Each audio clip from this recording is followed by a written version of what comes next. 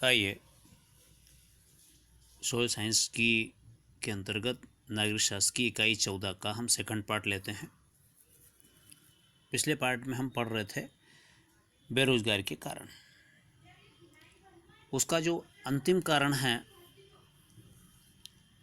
रोजगार मार्गदर्शन का अभाव, यानी इच्छुक व्यक्तियों को समय पर सूचना नहीं मिल पाती, जानकारी नहीं मिल पाती, सही मार्गदर्शन नहीं मिलता। यह भी एक बेरोजगारी का एक बहुत बड़ा कारण है कि हम जो डिग्री लेते हैं, जो शिक्षा प्राप्त करते हैं, वो हम सोच समझ करके, जानकारी निकाल करके उन डिग्रियों को हम प्राप्त नहीं करते हैं कि उसमें हमारे को अपॉर्चुनिटीज़ मिलेगी या नहीं मिलेगी। चलिए इसी में हम आगे बढ़ते हैं कि ये जो बेरोजगारी इतनी बड़ी मात्रा में देश में रहती है तो इसके परिणाम क्या निकलते हैं, इसके एडवर्स इफेक्ट क्या हैं अनएम्प्लॉयमेंट के। तो पहला कारण है कि जो हमारी मैन पावर है वो वेस्ट होती है, यानी मानव शक्ति का अपव्यय होता है। यानी जब श्रम करने लायक लोगों को श्रम नहीं मिलता है तो हमारे देश का जो श्रम है वह व्यर्थ जाता है। हम उसको यूटिलाइज नहीं कर पाते उस पावर को। आर्थिक विकास में बाधा, जब रोजगार नहीं मिलेगा तो लोग बचत नहीं कर पाएंगे, उनकी आय कम होगी, आय नहीं होगी तो पूंजी का निर्माण नहीं होगा, पूंजी का निर्माण नहीं होगा तो इन्वेस्टमेंट नहीं होगा। तो कहीं ना कहीं हम छोटी छोटी जो बचत करते हैं वो देश के काम आती है। बैंक है, बीमा है, हम जो ये पूंजी बचाते हैं वो इन ऑल देश के काम आती है। तो इस तरह से आर्थिक विकास में बाधा पहुंचती है बेरोजगारी के कारण। संसाधनों की बर्बादी, जब इतनी पॉपुलेशन है तो सरकार तो खर्च करती है, हेल्थ पर करती है, एजुकेशन पर करती है, ट्रेनिंग पर करती है, इंफ्रास्ट्रक्चर पर करती है, करोड़ों अरबों रुपये खर्च होता है सरकार का। लेकिन आखिर ये किसके काम में आती है? जनता के काम आती है। लेकिन वो जनता यदि बेरोजगार रहती है तो हमारे देश के विकास में, सृजन में उसका कोई योगदान मिल नहीं पाता है। तो एक तरह से एक मेन पावर, एक जो बहुत बड़ा जो रिसोर्सेस है हमारे देश का, उसकी बर्बादी होती है। फिर कुछ सामाजिक समस्याएं भी उसके कारण, बेरोजगारी के कारण खड़ी होती है। स्वाभाविक है कि जब लोगों को रोज़गार नहीं मिलेगा, वो खाली बैठे रहेंगे तो कहीं ना कहीं जो है वो प्रोडक्टिव काम तो करेंगे नहीं, प्रोडक्टिविटी तो उनके अंदर होगी नहीं। तो निश्चित रूप से कहीं ना कहीं समाज में कोई व्यवधान पैदा करने में उस पावर का उपयोग होता है। वो दिशा भटक जाते हैं और कई सामाजिक समस्याओं को जन्म देते हैं, जैसे राजनीतिक अस्थिरता। बड़ी मात्रा में लोग जो हैं पॉलिटिकल पार्टी को ईजिली अवेलेबल हो जाते हैं और वो उनका यूज़ करते हैं। उससे सरकार को वो अस्थिर करने में इस मैन पावर का वो यूज़ करते हैं। अब हम आते हैं कि ये जो बेरोजगारी है इसको दूर कैसे हम करें। तो सबसे बड़ा उपाय तो यही है कि जो जनसंख्या वृद्धि है उस पर हम नियंत्रण करें। यदि जनसंख्या वृद्धि दर में कमी आएगी तो श्रमिकों की पूर्ति दर में भी कमी आएगी, तो रोजगार के अवसर बढ़ेंगे।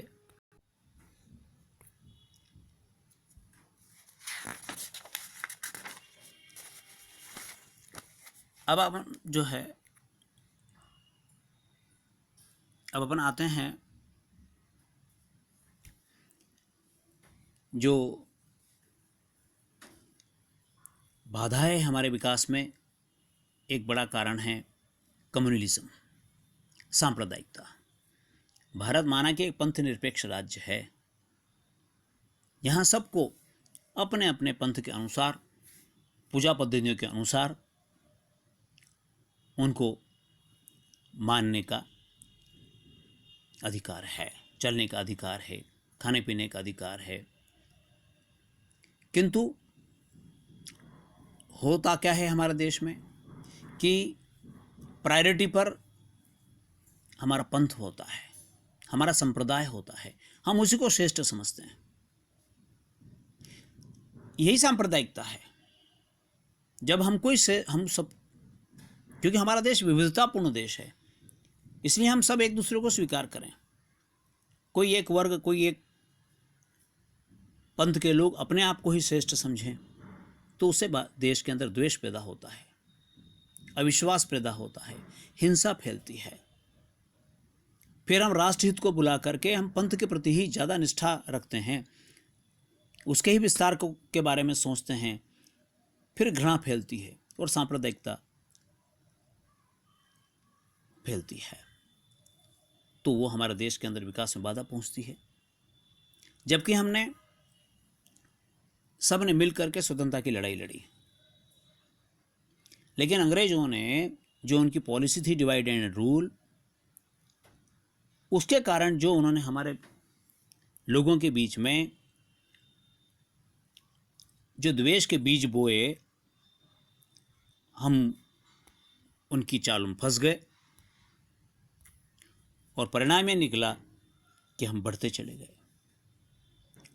और वो जो उसके कारण बंटवारा भी हुआ, हमारे देश के टुकड़े भी हुए, लेकिन उस इतिहास से हमने कोई ज़्यादा सबक सीखा नहीं।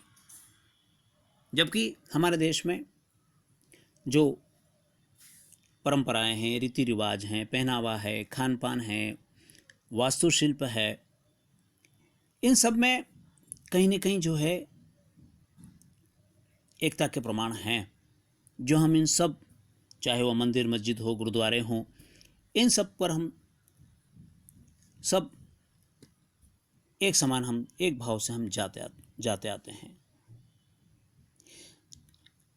लेकिन यदि सांप्रदायिकता इसी प्रकार विद्यमान रहती है तो ये मानवता के लिए और हमारे देश की एकता के लिए गंभीर अभिशाप बनती है। कारण क्या क्या हैं और इसके, हमने ब्रिटिश सरकार की नीति की तो बात कही, फिर इसमें जो राजनीतिक स्वार्थ है, लोगों की जो रोजी रोटी जुड़ी हुई है, इससे चुनाव होते हैं, वोट की राजनीति होती है, धार्मिक नेता लोग अपनी दबदबे के लिए, अपनी रोजी रोटी के लिए, अपने प्रभाव के लिए वो लोगों को ठीक काम के लिए मोटिवेट नहीं कर पाते, वो उनको अशिक्षित और गरीब ही बनाए रखने में उनकी ज़्यादा रुचि है ताकि उनके फॉलोअर्स बनते रहें। छोटी छोटी घटनाओं को वो तूल देते हैं। सरकार भी तुष्टीकरण के कारण सही समय पर सही डिसीजन नहीं ले पाती हैं। इस कारण हमारे देश में सांप्रदायिकता कम नहीं होती। परिणाम क्या होता है सांप्रदायिकता का? दंगे होते हैं, जनधन की हानि होती है, राजनीति करने को लोगों को मिलता है, हमारे देश की संपत्ति नष्ट होती है, करोड़ों का नुकसान होता है, वाहन फूके जाते हैं, रोड जाम होते हैं। फिर हमारे देश के अंदर जो है चुनाव में सांप्रदायिकता लाई जाती है, वोट या जाति या संप्रदाय को तवज्जो जो है दिया जाता है, राष्ट्र को गौण माना जाता है, तो हमारे देश की एकता और अखंडता को काफ़ी नुकसान पहुंचता है। हम आर्थिक रूप से काफ़ी हमें नुकसान होता है, हमारा औद्योगिक विकास रुकता है और हमारी जो सेना है उसको सीमा की बजाय देश के अंदर हमको उनको बुलाना पड़ता है।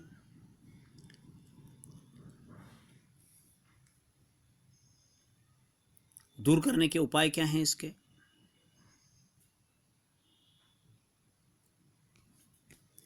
कैसे हम दूर कर सकते हैं?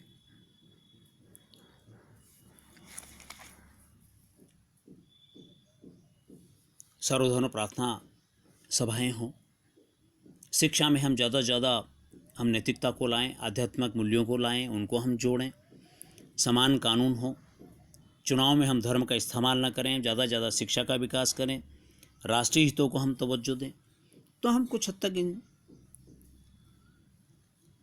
जो बुराइयां हैं इससे हम निपट सकते हैं। एक बहुत बड़ा हमारे देश के विकास में बाधा है टेररिज्म, आतंकवाद।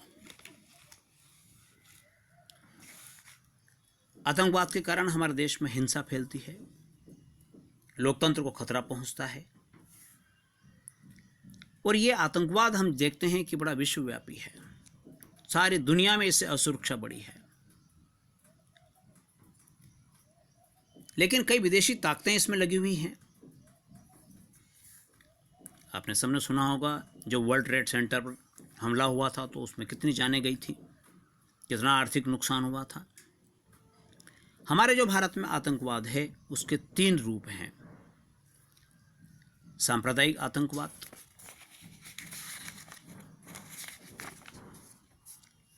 नक्सली आतंकवाद और जातीय आतंकवाद। हम क्रमशः इनको लेते हैं। सांप्रदायिक आतंकवाद, जैसे जम्मू कश्मीर में हम सब देखते हैं, वहाँ धर्म के आधार पर आतंकवाद फैलाया गया, हत्या हो, अपहरण, फिर सीमा से उनको प्रोत्साहन मिलता है। दूसरा नक्सली आतंकवाद है, जो कि हमारे बिहार में है, महाराष्ट्र में है, मध्य प्रदेश में है, आंध्र में है, वेस्ट बंगाल में है। इसका नक्सली आतंकवाद यानी नक्सल शब्द जो आया है, एक्चुअल में इसकी शुरुआत नक्सलवाड़ी से हुई थी।